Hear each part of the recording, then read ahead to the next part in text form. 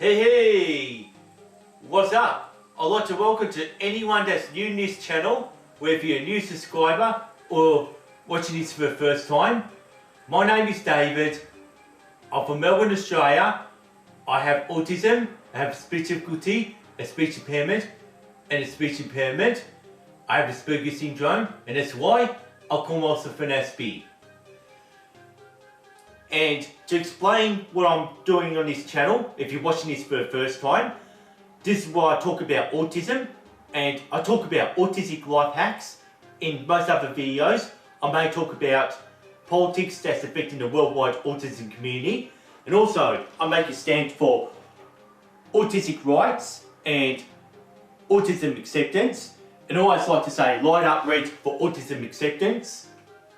And also, as me being an individual who's actually on the autism spectrum, I always like to share my passion, any special interests, and any obsessions that I have to the world. And that's just my pride and joy running this YouTube channel. If you really like what I'm doing here, and why not subscribe to Aspie with Attitude? You can always click on the subscribe button. And also, if you wish to keep up to date on any future video contents, you can always ring this notification bell if you wish to keep up to date with Aspie with Attitude. And also, please don't forget to like and share this video content with your friends, with your family, and with the worldwide autism community, especially through Facebook groups. So it'd be cool if you like and share this video content. And now, throughout this video content, I'd like to share you at least one secret of mine, how I could create those special effects using this retro colour TV test pattern if you've been watching most of my video contents, and the special effects that I do in the start and into the finish of each and every videos. Since after the first video upload that I did on the 26th of May 2018, I have been using this TV test pattern as a basis for the artwork, considering that I have a passion in digital arts and doing animation, and also I have a passion in making my own music for each and every video contents that I do, and trying all sorts of things that nobody hasn't done with the test cards before. And one of my top secrets for this kind of animation is the use of motor skills. Throughout this video content, I'll be explaining what is motor skills and how does this enrich our lives regardless if you're autistic or not. To understand the meaning of motor skills, motor skills is a learnt ability to cause a predetermined movement with the outcome of maximum certainty. Motor learning and motor skills is like a superpower for everybody or anybody to perform any given skills or any given tasks as a result from practice and experience, resulting in successful outcomes and the ability to perform any given skills or any given task with outstanding performance rates. There are two different types of motor skills that I will be explaining in this video content, considering they are meant to be quite a big handful. So like, I'm only explaining the two just to sort of keep this video at least short. So like the first motor skills I wish to explain is called gross motor skills. This type of motor skills requires a large use of our muscles, and such as the basics like walking, running, balancing, dancing, swimming and crawling. This skill develops from early childhood and can remain unchanged after periods of non-use. And the best example to explain more on gross motor skills, this could include participating in sports, where it may require you to run, catch a ball, throw a ball, kick a ball, or hit a ball.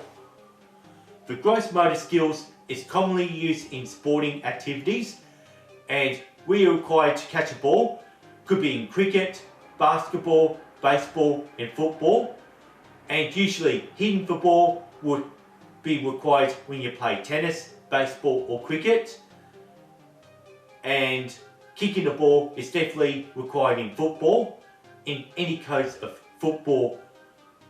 So like, that's how I can describe what gross motor skills is. It's all about using large muscle groups to make it all happen. And the second one I like to talk about is fine motor skills. It's a requirement of using smaller muscle groups like your hands. So like, these type of fine motor skills are used in playing musical instruments, like whether you're playing the piano, you're playing the guitar, or you're doing DJ mixing on the turntables. And also, it requires fine motor skills for painting and drawing a picture. And one example of fine motor skills is, I can actually use a bit of balance by maybe keeping the head still and just giving it a spin. So what I'm using here is fine motor skills to do that fidget spin nose trick. So we're not at the end of this video content just yet, because motor skills takes time to develop, and as an autistic individual, I feel that I can develop my motor skills quicker, and I can recognise my motor skills in all my video contents in my last 196 videos that I had uploaded, and even at work when cabinet building, and even when I'm cooking a meal.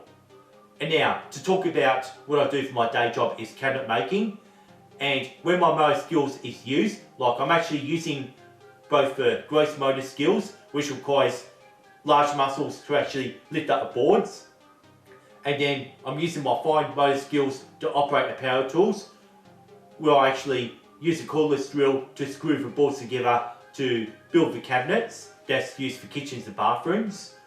So like, motor skills plays a big role on my job, and that's how I earn a living. I have spoken about this back in episode 144, which was uploaded in November 2020, when I talked about repeat behaviour. My repeat behaviour feels like that I am fine-tuning my motor skills in anything that I can do, in any given skills, in any given tasks that I use. The use of motor skills is essential of learning and allowing a specific skill to develop over time, expecting successful outcomes. So please check out episode 144 to understand more on repeat behaviour. Repeating on the same specific skills can make good practice here. And now, that's why professional sporting personalities are always training in their own sports. Well, it's there to make great practice in order to stay on top of their game, exercising their motor skills as required. So like, even them famous sporting personalities already know how to play their sports, but they'll continue to practice anyway. Those who make good practice will have better motor skills than those who don't practice. So ones that have the biggest motor skills are usually the champions, and while the challengers, well, it determines on what sort of motor skills. So if the challengers have a bigger motor skills than the champions, they can even beat the champions. It just sort of all crosses over like this. Well, that's always a battle for motor skills if you see any competitive sports. And like, even athletic sports that you see in the Olympics, whether it's the swimming and the running. So like, that requires a lot of motor skills to be good in those sports. And understanding motor skills allows any individuals to take on many complex tasks like driving a car. Many individuals who are on the autism spectrum can be capable of taking on complex tasks.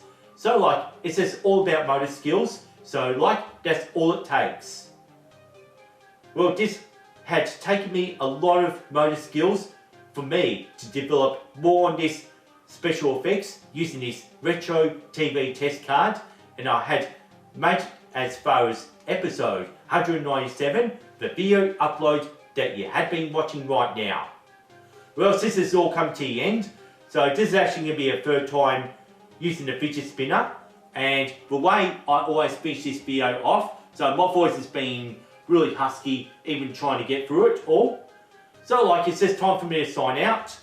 And if you're watching this for the first time, and I'm going to show you how it's done.